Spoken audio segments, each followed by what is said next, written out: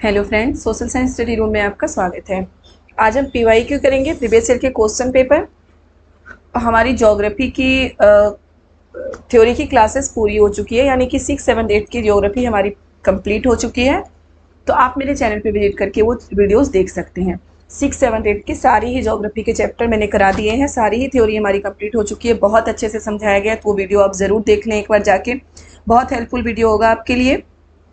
और मैं जैसे कि हर क्लास में आपको ज़रूर बताती हूँ कि थ्योरी पढ़ना हमारे लिए बहुत ज़रूरी है। सिर्फ पीवाईक्यू तो देखना ज़रूरी है ही, क्योंकि पीवाईक्यू से हमें क्वेश्चन का पैटर्न पता चलता है। बहुत सारे क्वेश्चन जो रिपीटेड आते हैं, ठीक है। और इतना ही नहीं, मैं जब आपको पीवाईक्यू कराती हूँ तब अगर आपने मेरे पहले के वीडियो देखे हो तो पीवाईक्यू कराते हुए एक क्वेश्चन से रिलेटेड दूसरे क्वेश्चन भी मैं आपको कराती चलती हूँ और समझा के क्वेश्चन सॉल्व कराती हूँ। तो ये आपके लिए बहुत हेल्पफुल है। लेकिन इसके साथ के साथ थ्योरी की क्लासेस बहुत ज़्यादा हेल्पफुल है, क्योंकि थिंकिंग बेस्ड क्वेश्चन ज़्यादा होते हैं सीटेट में। तो थिंकिंग बेस्ड क्वेश्चन सॉल्व करने के लिए हमें डिटेल से पढ़ना ज़रूरी है, ठीक है। रटने पे ध्यान नहीं देना, हमें डिटेल से समझ के पढ़ना है। ओके, तो ये जो हमारा क्वेश्चन पेपर है ये 2013 का क्वेश्चन पेपर है, ठीक है। 2013 का क्वेश्चन पेपर है जो आज हम सॉल्व करेंगे। एक एक क्वेश्चन को बहुत अच्छे से देखते हुए, समझते हुए, उससे रिलेटेड दूसरे क्वेश्चन को सॉल्व करते हुए हम आगे बढ़ेंगे। तो चलिए हम स्टार्ट करते हैं वीडियो। लेकिन वीडियो स्टार्ट करने से पहले जिन्होंने अभी तक चैनल को सब्सक्राइब नहीं किया है तो प्लीज़ चैनल को सब्सक्राइब कर दें। जो भी चैनल पे नए हो सबसे पहले चैनल को सब्सक्राइब करें। वीडियो पसंद आए तो वीडियो को लाइक ज़रूर करें और ज़्यादा से ज़्यादा वीडियो को शेयर करें। ओके बच्चों, कमेंट में जो भी आपको पूछना हो, अगर मैं कोई क्वेश्चन बीच में आपसे पूछती हूँ तो प्लीज़ कमेंट में आप क्वेश्चन का आंसर ज़रूर दें। और मुझे बहुत अच्छा लगेगा अगर जैसे ही आप जब भी वीडियो देख रहे हो, आज देखें, कल देखें, परसों देखें, जब भी आप वीडियो देख रहे हो, मेरे आंसर बताने से पहले अगर आप आंसर का कमेंट में आंसर बता दें तो बहुत ही अच्छी बात है। मेरे लिए भी, आपके लिए भी, मुझे अच्छा लगेगा कि चलो आप सामने से रिस्पॉन्स दे रहे हो। आपके लिए अच्छी बात यह है कि आप गलत आंसर भी आप अगर बता रहे हो, आप बेटा ये हमेशा ध्यान रखना कि जो गलती हमसे एक बार होती है वो गलती दोबारा नहीं होती, ठीक है। आप खुद सारे मेच्योर हो, बड़े हो, आपको पता है कि मान लीजिए जैसे फर्स्ट क्वेश्चन है इसमें, अर्थशास्त्र के अनुसार मौर्य काल में उत्तर पश्चिम के लिए प्रसिद्ध था। आपको जो भी लग रहा है आप वो आंसर दीजिए, कमेंट में लिखिए इसमें कौन सा आंसर है, ठीक है। कि अर्थशास्त्र के अनुसार मौर्य काल में उत्तर पश्चिम किसके लिए प्रसिद्ध था। ओके, आप कमेंट में दीजिए कि ये 4 ऑप्शन में से कौन सा ऑप्शन सही लग रहा है आपको। मान लीजिए आप गलत आंसर देते हैं, ठीक है। आप गलत आंसर देते हैं, यहाँ कोई नंबरिंग नहीं हो रही, यहाँ पे कोई आपको नंबर नहीं मिल रहा, लेकिन वो गलत आंसर देने के बाद मैं सही आंसर अभी बताऊंगी आपको, तुरंत ही आपको सही आंसर का पता चल जाएगा। लेकिन याद रखिएगा कि वो गलत आंसर देने के बाद वो गलती आप एग्जाम में नहीं करेंगे, ठीक है। जो गलती अभी आप कर देंगे वो गलती एग्जाम में आपसे नहीं होगा, इसलिए आंसर जरूर दीजिए। जो भी क्वेश्चन सॉल्व करा रही हूँ मैं, या हम प्रीवियस के क्वेश्चन पेपर ही सॉल्व कर रहे हैं, साथ के साथ आपको आंसर जरूर देना है। ओके, तो चलिए वीडियो स्टार्ट करते हैं। और बता दूं कि अभी एक और दो प्रीवियस के क्वेश्चन कराने के बाद फिर हम हिस्ट्री के थ्योरी स्टार्ट करेंगे, ठीक है। क्लास 6 से, यानी कि 0 से हम स्टार्ट करते हैं। जो भी करते हैं हम लोग 0 से पढ़ते हैं। ज्योग्राफी में मैं 6, 7, 8 तो तीनों ही करवाई हूँ आपको एक साथ। सबसे पहले क्लास 6, 7 पीरियड, वैसे ही हिस्ट्री करेंगे हम, पहले क्लास 6 फिर 7 पीरियड। इससे क्या होता है कि सारे रिलेट करके हम पढ़ सकते हैं, ठीक है। अब मैं ज्योग्राफी पूरी करा चुकी हूँ। आप अब इस क्वेश्चन पेपर में जो बच्चे मेरे सारे ज्योग्राफी के वीडियो देख चुके हैं, वो बच्चे इस क्वेश्चन पेपर में ऐसा कोई भी क्वेश्चन ज्योग्राफी से रिलेटेड नहीं होगा जो सॉल्व नहीं कर पाएंगे, ठीक है। सारे ही क्वेश्चन आप सॉल्व करेंगे। अभी आप ये वीडियो देखिए, फिर आपको समझ में आएगी चीज़ें, ठीक है। तो चलिए सबसे पहला वीडियो हम सबसे पहला हम क्वेश्चन देखते हैं। जो बच्चे नए हैं, यानी कि सीटेट के लिए नए हैं, जिसने फर्स्ट टाइम सीटेट का पेपर भरा है, फॉर्म भरा है, वो उनके लिए है कि आपका जो क्वेश्चन पेपर होता है 1 से 30 तक सीडीपी के क्वेश्चन होते हैं हर पेपर में, चाहे आपका सब्जेक्ट सोशल साइंस हो या साइंस हो। ओके, 1 से 30 तक आपका क्या होता है, सीडीपी के क्वेश्चन होते हैं। 31 से 90 तक आपका सब्जेक्ट होता है, सब्जेक्ट चाहे सोशल साइंस हो या साइंस हो, कोई भी हो। उसके बाद आपके लैंग्वेज होते हैं, दोनों ही लैंग्वेज। अगर आपने लैंग्वेज 1 में जो सिलेक्ट किया वो लैंग्वेज 1 में आपको सॉल्व करना है, जो आपने लैंग्वेज 2 में सिलेक्ट किया वो लैंग्वेज 2 में आपको सॉल्व करना है। ओके, तो चलिए सबसे पहले हम क्वेश्चन नंबर 31 देखते हैं, यानी कि हमारा सोशल साइंस का क्वेश्चन नंबर 1। देखिए क्या है, अर्थशास्त्र के अनुसार मौर्य काल में उत्तर पश्चिम के लिए प्रसिद्ध था। मतलब किसके लिए प्रसिद्ध था। अब देखिए सबसे पहले अर्थशास्त्र नामक पुस्तक लिखी किसने थी, यहां से क्वेश्चन आ सकता है ना। अर्थशास्त्र नामक पुस्तक लिखी किसने थी, तो अर्थशास्त्र क्या है? तो अर्थशास्त्र नामक पुस्तक लिखी थी चाणक्य ने, जो कि चंद्रगुप्त मौर्य और अशोक के गुरु थे चाणक्य, ठीक है। उन्होंने लिखी थी अर्थशास्त्र नामक पुस्तक। तो ये क्वेश्चन भी आता है बेटा कि मौर्य काल में अर्थशास्त्र नामक पुस्तक किसने लिखी थी? तो किसने लिखी थी? चाणक्य ने या चंद्रगुप्त चाणक्य ने। उसका दूसरा नाम कौटिल्य था चाणक्य का, ठीक है। तो आप जो भी मैं एक्स्ट्रा क्वेश्चन इससे रिलेटेड जो 2 और क्वेश्चन मैं आपको सॉल्व कराती हूँ, बताती हूँ, तो प्लीज़ वो क्वेश्चन आप जैसे ही मैं आपसे नोट्स बनवा रही थी ना कि ज्योग्राफी का आप साथ के साथ नोट्स बनाते जाए, तो प्लीज़ आप कॉपी खोल के बैठे वो क्वेश्चन भी नोट करते जाए। जैसे यहाँ से देखिए क्या है, अर्थशास्त्र नामक पुस्तक किसने लिखी है? फर्स्ट क्वेश्चन इसमें से बन जाएगा। तो अर्थशास्त्र नामक पुस्तक किसने लिखी है? चाणक्य ने। उनका चाणक्य का दूसरा नाम क्या था? कौटिल्य। ये क्वेश्चन भी है कि चाणक्य का दूसरा नाम क्या था? कौटिल्य, ठीक है। अब इससे जो तीसरा क्वेश्चन, पहला क्वेश्चन तो वो हो गया अर्थशास्त्र नामक पुस्तक किसने लिखी है, दूसरा हो गया अर्थ चाणक्य का दूसरा नाम क्या है। तीसरा क्वेश्चन जो इससे बनता है वो ये है कि अर्थशास्त्र नामक पुस्तक मतलब अर्थशास्त्र में क्या था, अर्थशास्त्र नामक पुस्तक में क्या था। तो बहुत अच्छे से आप समझ लीजिए, जो अभी हम अर्थशास्त्र पढ़ते हैं वो अर्थशास्त्र ये नहीं था। अभी हम इकोनॉमिक्स पढ़ते हैं ना, जिसे हिंदी में अर्थशास्त्र बोलते हैं, वो अर्थशास्त्र ये नहीं है। ये अर्थशास्त्र जो है चाणक्य का लिखा हुआ अर्थशास्त्र, इसमें क्या था कि मौर्य काल के प्रशासन की सारी बातें उसमें लिखी गई थी, ठीक है। मौर्य काल के प्रशासन की बातें उसमें लिखी गई थी, जो उनकी शासन की पद्धति थी, कहाँ से क्या उन्हें मिलता था, क्या गिफ्ट मिल रहा है, किस तरह से वो युद्ध करते थे, मतलब हर चीज, मतलब उनके प्रशासन की हर चीजें इसमें लिखी गई थी अर्थशास्त्र में। देख लीजिए, एक क्वेश्चन से 4 क्वेश्चन बन गए ना, 4 और 5वां तो खुद यही है कि अर्थशास्त्र के अनुसार मौर्य काल में उत्तर पश्चिम के लिए प्रसिद्ध था। किस चीज के लिए प्रसिद्ध था? देखिए, जो भारत है हमारा, उत्तर पश्चिम कहाँ है? ये हो गया उत्तर, ठीक है, ये हो गया पश्चिम, ठीक है। उत्तर पश्चिम यानी कि जो पहाड़ी एरिया है, हिमालय क्षेत्र का एरिया, तो हिमालय क्षेत्र का एरिया किस चीज के लिए प्रसिद्ध है? क्या हम वहां से ले सकते हैं कपास? कपास तो हो ही नहीं सकता हिमालय में, क्योंकि वहाँ ठंड ज्यादा होती है, पाले वाला मौसम होता है, बर्फ गिरता है, तो वहाँ तो कपास तो हो ही नहीं सकता। सोना और बहुमूल्य पत्थर दक्षिण भारत के लिए, दक्षिण भारत में प्रसिद्ध। चांदी एवं तांबा ये भी दक्षिण भारत में। कंबल, आपको पता है कि जो ये सर्दियों वाला मौसम यहाँ पे ज्यादा होता है, यहाँ पे भेड़ बकरियां ज्यादा पाली जाती है उत्तर पश्चिम एरिया में अभी भी, ठीक है। तो ये जो उत्तर पश्चिम एरिया, हमें अगर घूमने जाते हैं ना, जम्मू कश्मीर चले गए, हिमाचल चले गए, तो आप क्या लाना पसंद करोगे? ऊनी कपड़े ही तो लाते हैं वहां से, कि ऊनी कपड़े वहां के अच्छे होते हैं। तो क्या चीज, तो यहाँ से आप बिल्कुल थोड़ा सा कॉमन सेंस लगाइएगा, थोड़ा सा सोचिएगा कि क्या हो सकता है, ओके। तो अगर आप याद नहीं भी किए हो, नहीं भी पढ़े हो, तो भी इस क्वेश्चन को बहुत अच्छे से आप सॉल्व कर सकते हैं कि अर्थशास्त्र के अनुसार मौर्य काल में उत्तर पश्चिम किसके लिए प्रसिद्ध था? कंबल के लिए प्रसिद्ध था, ठीक है। अब चलिए हम दूसरा देखते हैं, क्वेश्चन क्या है। एम्फोरा एक था। एम्फोरा बेटा एक बर्तन है, पात्र जिसे बोलते थे पहले के जमाने में, एक बर्तन हो, पात्र है। उसमें क्या होता था कि दोनों तरफ हत्था लगा हुआ होता था, ठीक है। मतलब इस तरह का पात्र था एम्फोरा, और ऐसे दोनों साइड क्या होता था? हत्था लगा हुआ होता था, जिससे कि दोनों साइड से इसको पकड़ा जा सके पात्र को, ओके। जैसे कप होता है ना हमारा, कप में तो एक साइड वो पकड़ने वाला होता है, इनमें दोनों साइड एक बड़ा सा पात्र होता था, दोनों साइड हत्था लगा होता था कि दोनों साइड से पकड़ सके। और इसमें क्या होता था कि पेय पदार्थ रखा जाता था, यानी कि कुछ भी पीने योग्य पदार्थ उसमें रखा जाता था। एम्फोरा में देखिए क्या है, इटली का सिक्का, लाल चमकदार बर्तन, लंबा एवं दोनों तरफ हत्थे लगा जार, छिद्र युक्त बर्तन। तो क्या है? लंबा एवं दोनों तरफ हत्थे लगा जार। मैं आपको बना के इसलिए बता रही हूँ कि अगर कोई चीजें हम बना के याद करते हैं ना, अब देखो मैंने बना के बताया तो आपके दिमाग में ये चीजें बैठ गई होगी कि हाँ इस तरह से एम्फोरा था। अगर यही क्वेश्चन आ जाए एग्जाम में तो आप जरूर सोचिएगा और ये क्वेश्चन जरूर सॉल्व कर लीजिए, क्योंकि ये बना के बताया गया है, ओके।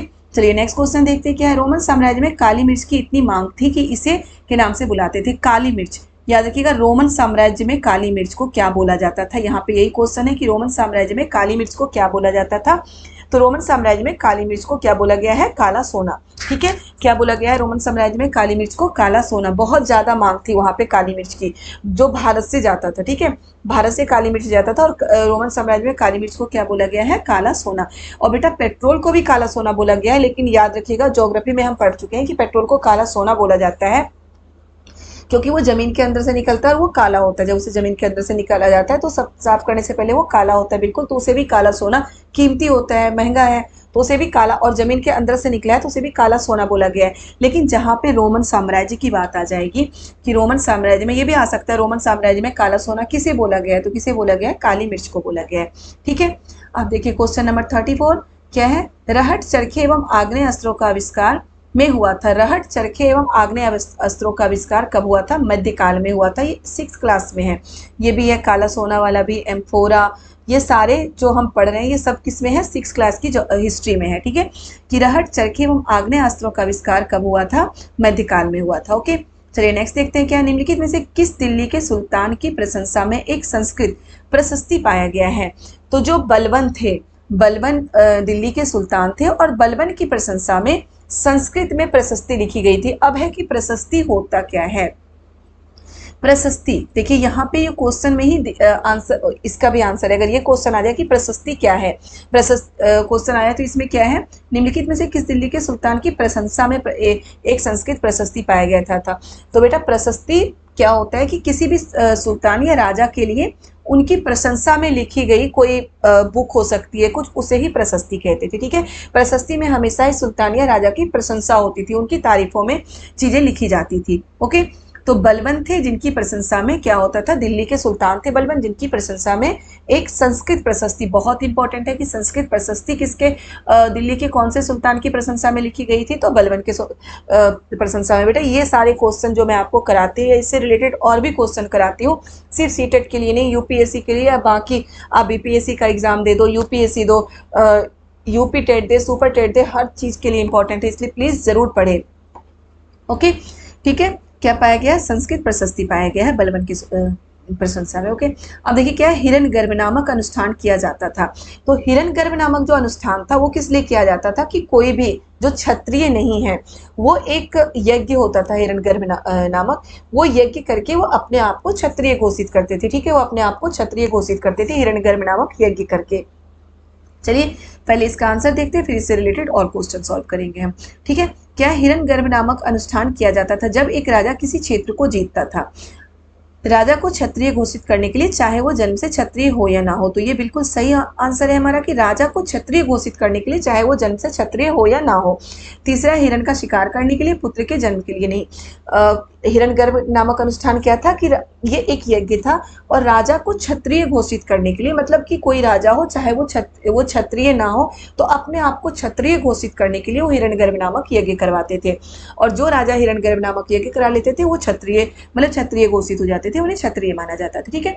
अब यहाँ से एक और क्वेश्चन आता है कि हिरण्यगर्भ का शाब्दिक अर्थ क्या है। तो हिरण्यगर्भ का जो शाब्दिक अर्थ है, जो हमारे बुक में है, एनसीईआरटी की बुक में जो क्लियर लिखा हुआ है कि हिरण्यगर्भ का शाब्दिक अर्थ क्या है, सोने का गर्भ, ठीक है। लिख लीजिए आप कि हिरण्यगर्भ का शाब्दिक अर्थ क्या है, सोने का गर्भ, ठीक है। चलिए नेक्स्ट देखते हैं, चोल काल में व्यापारियों के संघ को कहा जाता था। तो व्यापारियों का जो संघ था चोल काल में, उसे क्या कहा जाता था, नगरम, ठीक है। क्या कहा जाता था व्यापारियों के संघ को चोल काल में, नगरम, ठीक। बहुत ही इंपॉर्टेंट है, कई बार आ चुका है, ग्रामम, श्रेणी, सभा, ये क्या है। तो इनके क्वेश्चन अगर आप इनके बारे में जानते हो तो प्लीज कमेंट में आंसर जरूर दीजिएगा।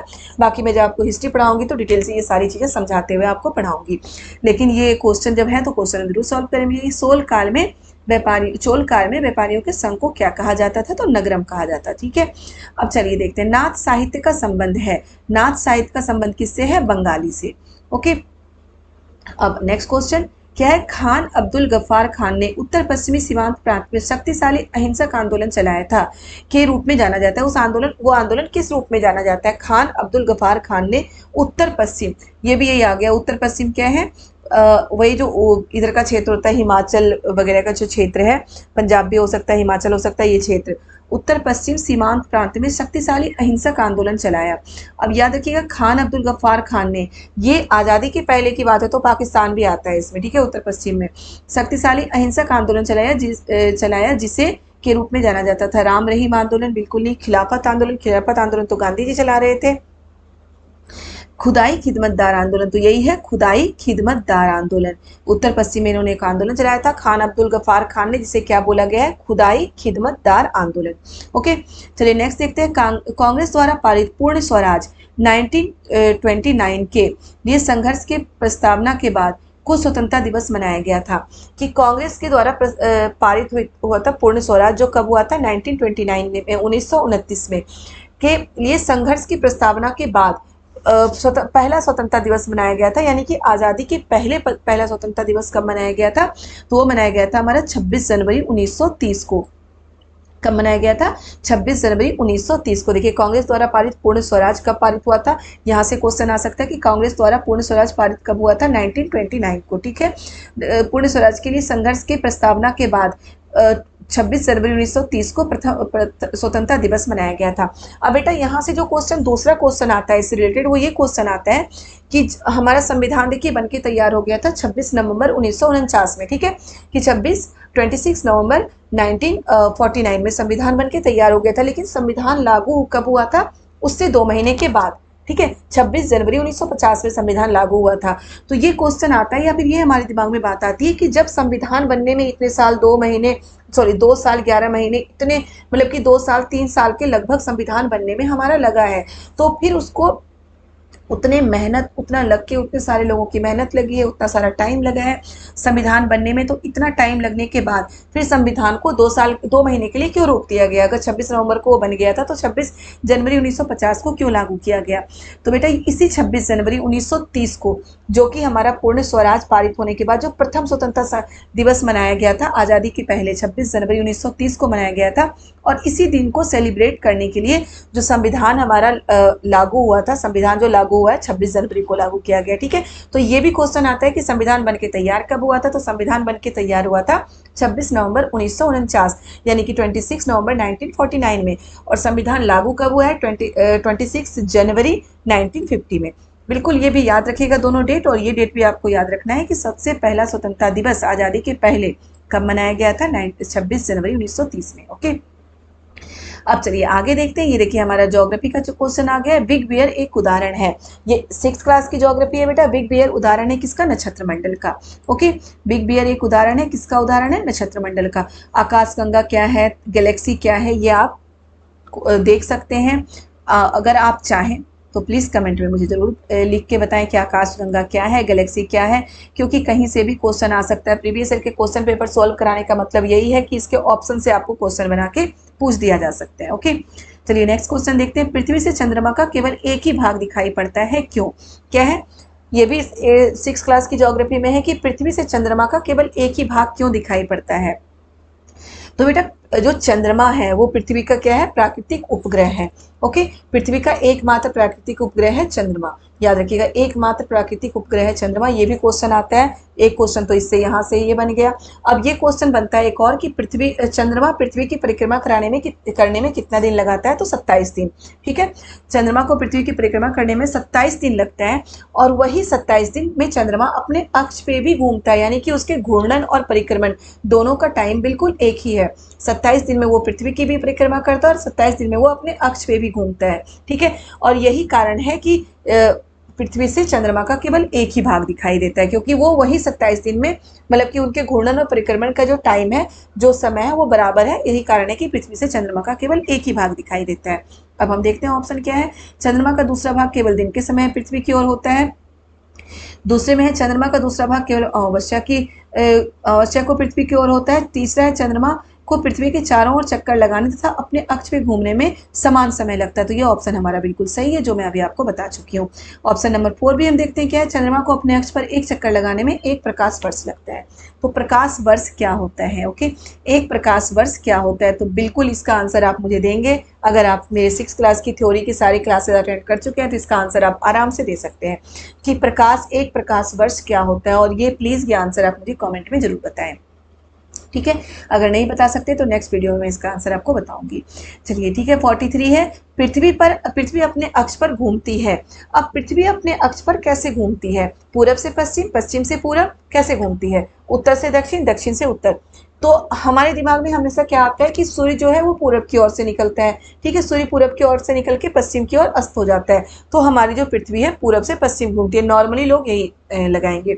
जिन्होंने नहीं पढ़ा हो या फिर पढ़ के बस रट के निकल गए हो, समझ के नहीं पढ़ा हो, उनको क्या, उनके दिमाग में क्या आएगा कि पृथ्वी क्या है? सूर्य पूरब से निकल के पश्चिम की ओर घूमती अस्त होती है। तो क्या इसका मतलब क्या है कि पृथ्वी अपने अक्ष पर कैसे घूमती है? मतलब वो अपने अक्ष पर कैसे घूमती है? घूर्णन, यानी कि अपने अक्ष पे घूमना, ठीक है। परिक्रमण की बात नहीं की गई है, घूमने की बात की गई है। तो पृथ्वी अपने अक्ष पे कैसे घूमती है? पूरब से पश्चिम। लेकिन ये बिल्कुल गलत है बेटा। पृथ्वी अपने अक्ष पर पश्चिम से पूरब की ओर घूमती है, बिल्कुल सूर्य की दिशा से अलग। यहाँ पूरब है, इधर पश्चिम है, तो यहाँ से ऐसे घूमती है, ठीक है। बिल्कुल सूर्य की दिशा से विपरीत घूमती है पृथ्वी अपने अक्ष पर। कैसे घूमती है? पश्चिम से पूरब की ओर। ओके, चलिए नेक्स्ट देखते हैं कैसे। जैसे जैसे हम पृथ्वी पूर्वी गोलार्ध से पश्चिमी गोलार्ध की ओर जाते हैं तो देशांतर रेखाओं का आकार, अक्षांश देशांतर मैं आपको करा चुकी हूँ बहुत ही डिटेल से, एक सेपरेट वीडियो है मेरा अक्षांश देशांतर का, और वैसे भी अक्षांश देशांतर 8th क्लास की ज्योग्राफी में मैं करा चुकी हूँ। देखिए यहाँ पे देशांतर रेखाओं की बात की गई है ना, कि जैसे जैसे हम पूर्वी गोलार्ध से पश्चिमी गोलार्ध की ओर जाते हैं, देखिए मैं अभी ये बनाऊंगी ना वैसे ही आप समझ जाएंगे आराम से। इधर पूरब है, इधर पश्चिम है, ठीक है। देशांतर रेखाओं की बात की गई। देशांतर रेखाएं ऐसे खड़ी हुई रेखाएं होती हैं जो कि जो ध्रुवों पे बिल्कुल, इनकी जो बीच की दूरी होती है ध्रुवों पे बिल्कुल, सॉरी यहाँ से होगा, ध्रुवों पे बिल्कुल शून्य हो जाती है, और जो भूमध्य रेखा पे सबसे ज्यादा होती है। जो देशांतर रेखा है इनके बीच की दूरी क्या है, भूमध्य रेखा पे सबसे ज्यादा है, ऐसे देशांतर रेखाएं होती हैं।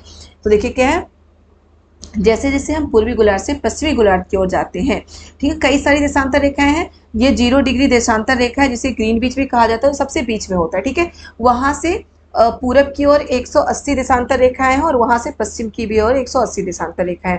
टोटल कितना हो गया, 360, और एक हमारा जो कि ग्रीन बीच है यानी कि 0 डिग्री देशांतर, तो टोटल अगर बोला जाएगा तो 361 देशांतर रेखाएं हैं। तो ये देशांतर रेखाओं की जो लंबाई है ना वो बिल्कुल समान होती है, उनके लंबाई में कोई अंतर नहीं होता, ठीक है। तो क्या है, देशांतर रेखाओं का आकार बढ़ता है घटता है, समान रहता है, पहले बढ़ता है फिर घटता है, तो क्या होता है, समान रहता है, याद रखिएगा। जैसे जैसे हम पूरब से पश्चिम की ओर, दिशा हमेशा क्लियर रखिएगा बेटा, जैसे जैसे हम पूरब से पश्चिम की ओर जाते हैं तो क्या होता है, देशांतर रेखाओं का आकार बिल्कुल समान रहता है, देशांतर रेखाओं का आकार कहीं घटता बढ़ता नहीं है। जबकि अक्षांश रेखाओं का, जो हमारे अक्षांश रेखाएं होती हैं यानी कि ऐसी पड़ी हुई रेखाएं होती हैं, वो क्या होता है, भूमध्य रेखा सबसे लंबी है, और जो ऊपर की ओर हम जाएंगे भूमध्य रेखा से अगर हम उत्तरी ध्रुव की ओर जाएंगे तो अक्षांश रेखाओं का आकार घटता जाएगा, और भूमध्य रेखा से अगर दक्षिण ध्रुव की ओर जाएंगे तो अक्षांश रेखाओं का आकार वो भी घटता जाएगा। अक्षांश रेखाओं के बीच की दूरी समान होती है हर जगह, ये भी आपको याद रखना है। और इसके विपरीत जो देशांतर रेखाएं इनके बीच की दूरी समान नहीं होती। अगर यही क्वेश्चन आपको इस तरह से पूछ लिया जाता कि अगर हम उत्तरी ध्रुव से दक्षिणी ध्रुव की ओर जाते हैं तो देशांतर रेखाओं के बीच की दूरी क्या होता है, बढ़ता है। तो अगर हम उत्तरी गोलार्ध से कहाँ जाएंगे, सॉरी दक्षिणी गोलार्ध से उत्तरी गोलार्ध की ओर जाएंगे तो बढ़ता है, तो बढ़ता है, तो बिल्कुल बढ़ता है। दक्षिणी गोलार्ध से हम उत्तरी गोलार्ध की ओर जा रहे हैं तो यहाँ से तो बढ़ रहा है, लेकिन आप देख रहे हैं कि भूमध्य रेखा के आने के बाद घटता जा रहा है, ठीक है।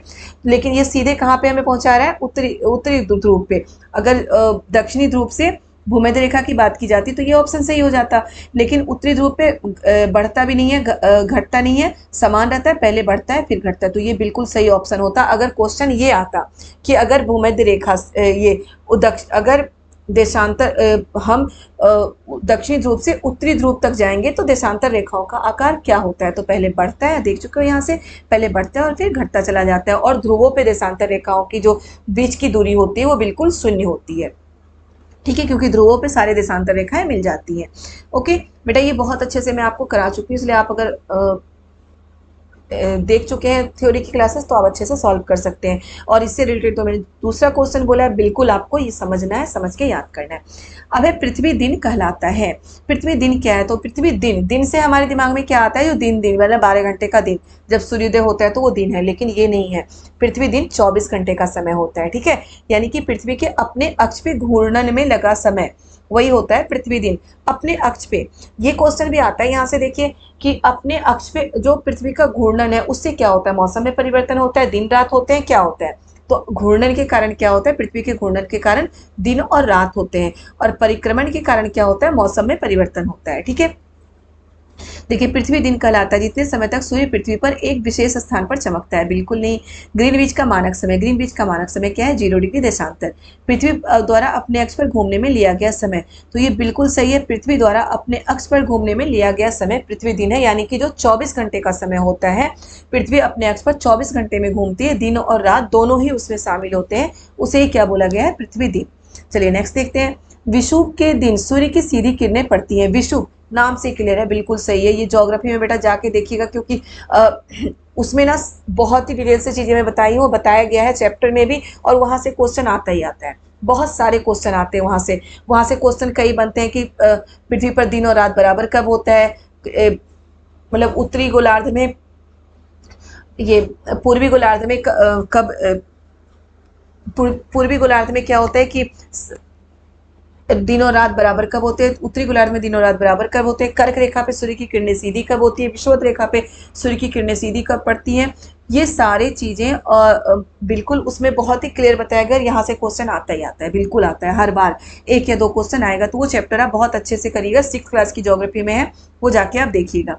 ओके, देखिए क्या है, विषुव के दिन सूर्य की किरणें सीधी पड़ती है, तो नाम से ही इसमें तो क्लियर है, विषुव के दिन सूर्य की सीधे सीधी विषुवत रेखा पे पड़ती है। ठीक है, जो वहाँ पे बिल्कुल दिया गया कि ऐसे वो दिया गया है, पृथ्वी का घूर्णन समय, यहाँ सूर्य है, यहाँ पे अगर पृथ्वी होगी और यहाँ पे होगी तो उसे विषुव कहा जाता है, और ये दोनों ही दिन में विषुवत रेखा पे सूर्य की किरणें सीधी पड़ती है। ठीक है, और एक फिर पृथ्वी का 4 भाग, मतलब कि उसमें 4 तरीके से दिखाया गया कि पृथ्वी यहाँ यहाँ होगी तो क्या डिफरेंस होता है, और वो सारी चीजें बहुत बिल्कुल आता है बेटा वहां से क्वेश्चन, तो जरूर आप देखिएगा।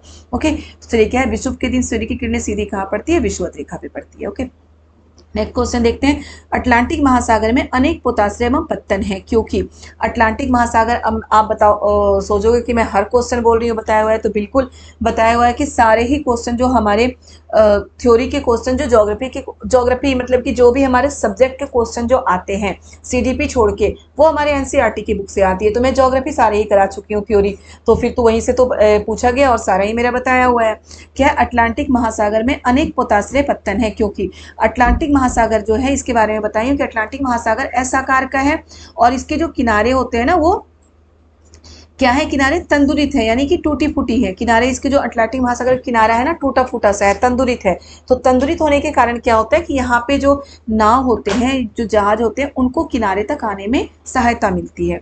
ठीक है, वो किनारे तक आराम से आ सकते हैं, क्योंकि बिल्कुल प्लेन अगर हो, जो किनारा होता है वो बिल्कुल प्लेन हो, तो क्या होगा, नाव को लगाने में दिक्कत होगी। लेकिन अगर टूटी फूटी आगे पीछे ऐसे किनारा हो, तो उनको नाव को लगाने में दिक्कत नहीं होती है। और यही कारण है कि अटलांटिक महासागर अनेक पोताश्रयों का अनेक पोताश्रय एवं पत्तन है।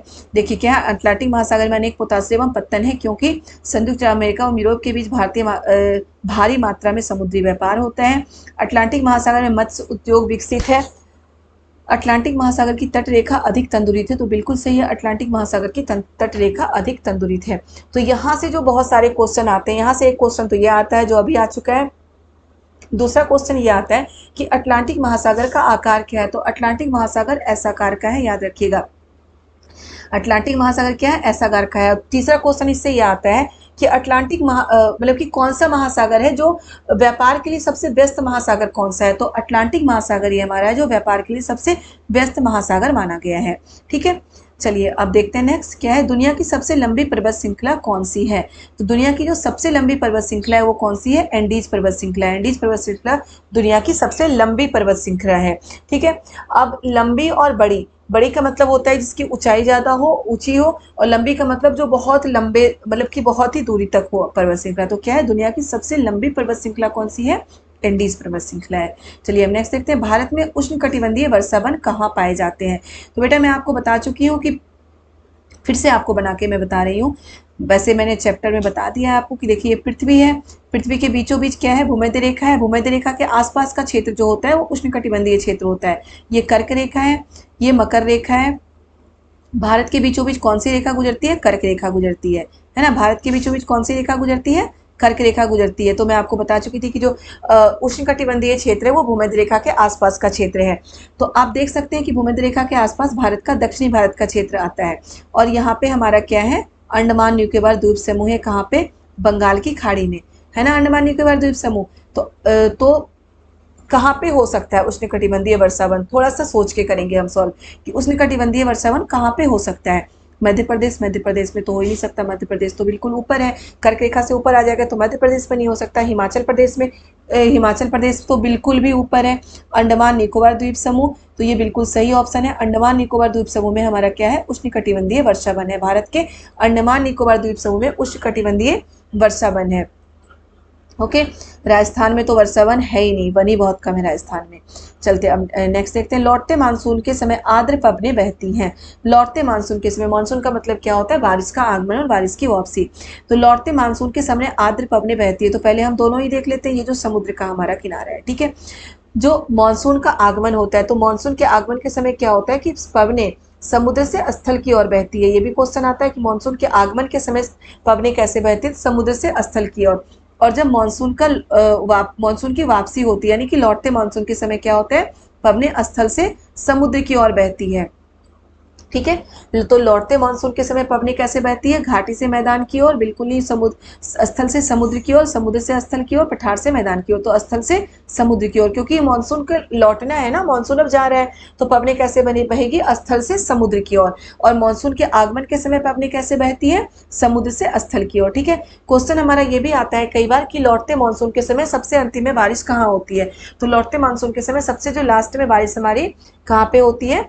आंध्र प्रदेश में होती है। ठीक है। और फिर ये क्वेश्चन आता है हमारा कि मॉनसून के आगमन के समय सबसे पहली बारिश कहाँ होती है? तो ये क्वेश्चन में, ये आंसर मैं आपको बता चुकी हूँ जब आप थ्योरी कराई थी, तो ये आप मुझे कमेंट में जरूर बताइएगा। चलिए नेक्स्ट क्वेश्चन देखते हैं। क्या निम्नलिखित में से किसे पृथ्वी के फेफड़े कहा जाता है? पृथ्वी का फेफड़ा किसे कहा जाता है? फेफड़े से क्या होता है? हम सांस लेते हैं, हमें ऑक्सीजन मिलता है ज्यादा, वहाँ मतलब कि जो हवा को साफ करके हमारी बॉडी तक पहुंचता है। तो पृथ्वी का फेफड़ा किसे कहा जाता है? तो पृथ्वी का जो फेफड़ा है उसे वो कहा जाता है उष्णकटिबंधीय वर्षावन, यानी कि ब्राजील के उष्णकटिबंधीय वर्षावन को पृथ्वी का फेफड़ा कहा गया है। क्योंकि अगर ऊपर से देखा जाए तो जो ब्राजील का उष्णकटिबंधीय वर्षावन है वो एक हार्ट के आकार का है, और वहां से बहुत ज्यादा ऑक्सीजन पूरे विश्व को मिलता है। इसलिए ब्राजील के उष्णकटिबंधीय वर्षावन को क्या बोला गया? पृथ्वी का फेफड़ा कहा गया है। अब सिर्फ उष्णकटिबंधीय वर्षावन याद मत रखिएगा आप, क्योंकि वर्षावन तो बहुत जगह है, लेकिन जो ब्राजील का उष्णकटिबंधीय वर्षावन है, जहाँ पे हमारा क्या है, अमेजन बेसिन है, तो वही उसे ही क्या बोला गया? उसे पृथ्वी का फेफड़ा कहा गया। ओके। अब देखिए, विश्व का सबसे बड़ी नदी बेसिन कौन सा है? विश्व का सबसे बड़ी नदी बेसिन कौन सा है? गंगा नदी बेसिन, नील नदी बेसिन, मिसिसिपी नदी बेसिन, अमेजन नदी बेसिन। तो अमेजन नदी बेसिन, देखिए यही जिस चैप्टर से ये आया है कि पृथ्वी का फेफड़ा कहाँ के किसे कहा गया, उसी चैप्टर का दूसरा क्वेश्चन आ गया हमारे पास कि विश्व का सबसे बड़ा नदी बेसिन कौन सी है? तो अमेजन नदी बेसिन जो विश्व की सबसे बड़ा नदी बेसिन है। और विश्व की सबसे लंबी नदी कौन सी है? तो नील नदी विश्व की सबसे लंबी नदी है। याद रखिएगा, बड़ा का मतलब क्या है? जिसकी चौड़ाई ज्यादा होती है, और लंबा का मतलब क्या है? जो बहुत लंबी हो, बहुत दूर तक जाती है। ठीक है। तो नील नदी सबसे लंबी नदी बेसिन है, और सबसे बड़ा कौन सा है? अमेजन नदी बेसिन। ओके। अब देखिए इसी चैप्टर से तीसरा क्वेश्चन, जो चैप्टर जिसमें ये उष्णकटिबंधीय वर्षावन वाला चैप्टर है, उसी में से ये तीसरा क्वेश्चन है, मलोका क्या है? तो मलोका एक अपार्टमेंट नुमा घर है जो उष्णकटिबंधीय ब्राजील के उष्णकटिबंधीय वर्षावन में बनाया जाता है। ये अपार्टमेंट नुमा घर है, उनकी छतें ऐसी ढलान वाली होती है, क्योंकि उष्णकटिबंधीय वर्षावन में बहुत ज्यादा बारिश होती है। ठीक है। हर दिन करीब 4-5 घंटे बारिश होती है, और कभी भी बारिश हो जाती है। तो उस बारिश का पानी चूंकि छत पे ठहर ना जाए, वरना अगर डेली बारिश हो रही है तो छत खराब हो सकती है, तो इसलिए ढलान नुमा घर बनाया जाता है वहां पे, और एक पर एक घर बनाया जाता है, यानी कि अपार्टमेंट नुमा घर होता है वो, उसे मलोका कहा गया है। और ये कहाँ पे होता है? उष्णकटिबंधीय वर्षावन, यानी कि ब्राजील के उष्णकटिबंधीय वर्षावन अमेजन बेसिन में ये घर पाया जाता है। ओके। मलोका क्या है? एक जनजाति, एक प्रकार का घर, एक वन्य पशु, मलक्का का निवासी। तो क्या है? एक प्रकार का घर है, और ये घर कहाँ बनाया जाता है? अमेजन नदी बेसिन में बनाया जाता है। नदी मतलब अमेजन नदी बेसिन, यानी कि ब्राजील के उष्णकटिबंधीय वर्षावन में ये घर बनाया जाता है। चलिए नेक्स्ट देखते हैं। संसाधनों का सतर्कता पूर्वक उपयोग करना तथा उन्हें नवीकरण के लिए समय देना कहलाता है। ये क्वेश्चन बेटा कई बार आ चुका है, इससे रिलेटेड 2 क्वेश्चन आते हैं जो मैं अभी आपको समझाऊंगी। क्या है? संसाधनों का सतर्कता पूर्वक उपयोग करना तथा उसे नवीकरण के लिए समय देना क्या कहलाता है? ये संसाधन संरक्षण कहलाता है। लेकिन जो बच्चे कंफ्यूज होते हैं वो इन दोनों ऑप्शन में होते हैं कि सतत पोषणीय विकास कहलाता है या संसाधन संरक्षण कहलाता है। तो यह याद रखिएगा, जहां पे ये पॉइंट आ जाएगा ना कि नवीकरण के लिए समय देना और सतर्कता पूर्वक, ये 2 चीजें जहां पे आएगी वो होगा संसाधन संरक्षण। और जहां पे ये आता है सेंटेंस की संसाधनों का ऐसा उपयोग करना कि हमारी आने वाली पीढ़ी, यानी कि भविष्य की बात की जाए। ओके। कि भविष्य में भी लोग उसे इस्तेमाल कर सके, या आने वाली पीढ़ी की बात की जाए, तो वो होता है सतत पोषणीय विकास। ठीक है। चलिए नेक्स्ट देखते हैं। क्या है? रक्षक मेखला एक विधि है। रक्षक मेखला क्या विधि है? मृदा संरक्षण की।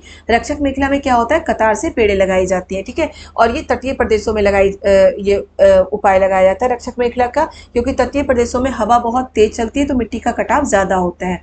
तो वहां पे मृदा संरक्षण के लिए, मिट्टी के कटाव को रोकने के लिए कतार से पेड़ लगाई जाती है, ताकि मिट्टी का कटाव कम हो। ठीक है। तो मृदा संरक्षण के लिए रक्षक मेखला एक विधि है किसकी? मृदा संरक्षण की। चलिए नेक्स्ट देखते हैं। क्या मध्य प्रदेश में स्थित भीमबेटका एक पूरा स्थल है, कैसा है तो पूरा पाषाणिक पूरा स्थल है। भीमबेटका कैसा पूरा स्थल है, पूरा पाषाणिक पूरा स्थल है। नेक्स्ट है ऋग्वेद काल में कौन से 3 देवता खास प्रमुख थे? तो जो हमारे ऋग्वेद काल में है उसमें अग्नि, इंद्र और सोम ये देवता बहुत ज्यादा प्रमुख थे। अग्नि युद्ध के देवता माने गए हैं, इंद्र तो अग्नि आग के देवता माने गए हैं, इंद्र युद्ध के देवता माने गए हैं, और सोम एक तरह का पौधा है जिससे कि वो पेय पदार्थ बनाया जाता था। ठीक है, तो ये तीनों चीज वहां पे खास देवता थे। कब? ऋग्वेद काल में। बिल्कुल याद रखिएगा, क्वेश्चन कई बार आ चुका है। ये भी आता था कि सोम क्या है, तो सोम एक प्रकार का पौधा था जिससे कि पेय पदार्थ बनाया जाता था। चलिए नेक्स्ट क्वेश्चन देखते हैं क्या है। संस्कृत को जिस भाषा परिवार का हिस्सा माना जाता है उसे कहते हैं, उसे भारत यूरोप भाषा परिवार कहते हैं। ओके, नेक्स्ट है किस स्थान पर मृतक को प्रायः उत्तर की ओर सिर करके दफनाया गया जाता है? तो बेटा यहाँ से बहुत सारे क्वेश्चन आते हैं, ये हिस्ट्री के, ये जो 6 क्लास की हिस्ट्री में ये सब है वो मैं आप कराऊंगी, हिस्ट्री के थ्योरी स्टार्ट कराऊंगी, तो ये सारे मैं डिटेल से कराऊंगी आपको। क्या है, किस स्थान पर मृतक को प्रायः उत्तर की ओर सिर करके दफनाया जाता था? तो इनाम गांव है, वहां पे क्या होता था, मृतक को उत्तर की ओर सिर करके दफनाया जाता था। नेक्स्ट क्वेश्चन है बुद्ध द्वारा लालसाओं और इच्छाओं की तृष्णा को निम्नलिखित में से क्या बताया गया है? बुद्ध द्वारा लालसाओं और इच्छाओं की तृष्णा को निम्नलिखित में से क्या बताया गया है? तो तन्हा बताया गया है बुद्ध द्वारा। ठीक है, लालसाओं और इच्छाओं की तृष्णा को तन्हा बताया गया है, और बुद्ध के द्वारा बताया गया है कि अगर हम लालसा और इच्छा ज्यादा रखते हैं तो हम कभी सुखी नहीं रह सकते। मतलब हमारे पास जितना है जो है उसी में हमें खुश रहना चाहिए। हम जितनी ज्यादा इच्छाएं रखेंगे हम उतने ज्यादा परेशान रहेंगे।